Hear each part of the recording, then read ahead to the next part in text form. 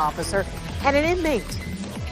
That corrections officer was suspended without pay and ordered to undergo remedial training. The incident happened 12 days ago, but the surveillance video here just released today. News4 Jax reporter Eric Avanier joining us now live to explain why the officer was disciplined. The jail administrator says this was one of those incidents in which both the corrections officer and the inmate were both at fault, but he went further by saying that the corrections officer did very little to keep the situation from escalating to violence.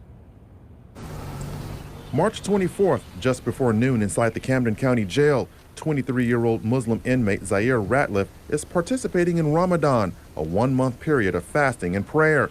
Jail administrator Rob Mastroianni says the jail was accommodating Ratliff's religious practice. They are not allowed to eat in the daytime, according to their religion. So we don't give them their noon meal.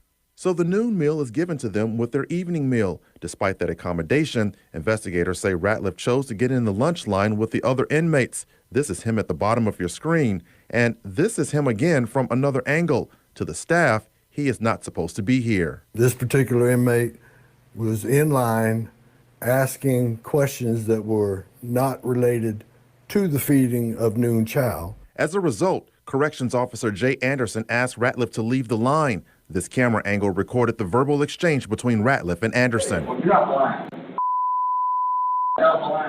After several commands to Ratliff to get out, Anderson gets another officer to help him. Then we hear what happens next.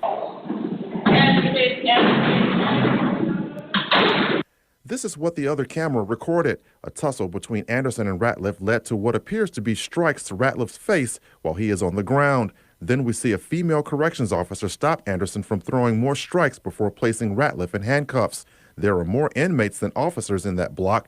Mastroianni says this could have ended differently if those inmates chose to jump the officers. He also says this entire ordeal could have been prevented if Anderson tried to de-escalate the situation instead of quickly using physical force. Verbally, we could have brought him out of the cell block, and then that issue would not have happened in the block with all the other inmates around. While Ratliff was put on lockdown following that altercation, Anderson was later suspended for 1 day without pay in order to undergo remedial training. Now, considering how that altercation played out, I'm being told that the entire jail staff will have to attend a mandatory meeting to address what happened and to also prevent it from happening again. The jail administrator says that the video of that altercation is now a teachable lesson as to how to avoid such situations in the future. Reporting live, Eric Avanier, Channel 4, the local station.